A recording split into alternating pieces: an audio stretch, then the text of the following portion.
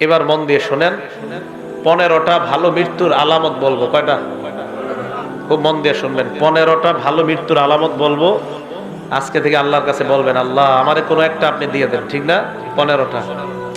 1 number, Abu দাউদ শরীফের হাদিস, 3116 number হাদিস, 3116 নাম্বার হাদিস আবু দাউদের। ক্বালা রাসূলুল্লাহ সাল্লাল্লাহু আলাইহি ওয়াসাল্লাম, আল্লাহর নবী বলেন, মান কানা আখিরু কালামিহি লা ইলাহা ইল্লাল্লাহ দাখালাল জান্নাহ।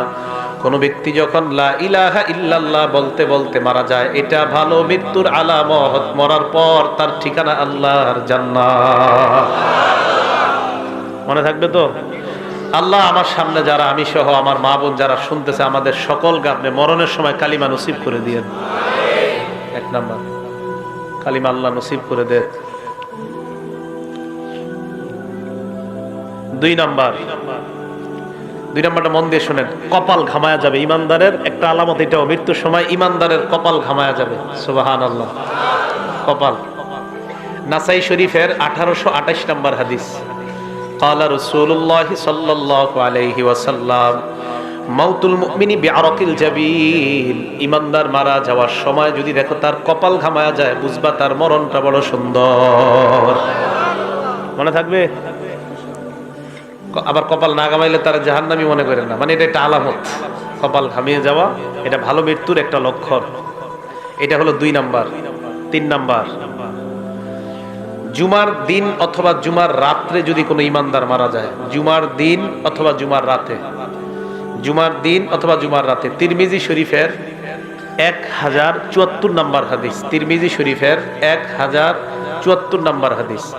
ক্বালা রাসূলুল্লাহ সাল্লাল্লাহু আলাইহি ওয়াসাল্লাম, আল্লাহর নবী বলেন, মা মিন মুসলিমিন ইয়ামুতু ইয়াউমাল জুমআতি আও লাইলাতাল জুমআ। কোন মুসলমান যদি বৃহস্পতিবার রাত, বুঝেন, বৃহস্পতিবার রাত সূর্য ডুবার পর থেকে, বৃহস্পতিবার সূর্যটা ডুবে যাওয়ার পর থেকে জুমার রাত শুরু হয়ে যায়। বৃহস্পতিবার সূর্যটা ডুবার পর থেকে জুমার রাত শুরু হয়ে যায়।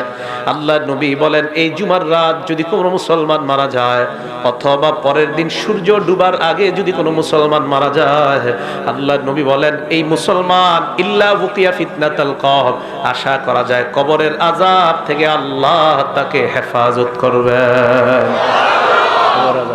কবরের আযাব থেকে আল্লাহ আমাদেরকে আপনি জুমার রাত বা জুমার দিনে ইমানি হালাতে কালিমা পড়তে পড়তে সেজদা অবস্থায় মৃত্যু দিয়ে।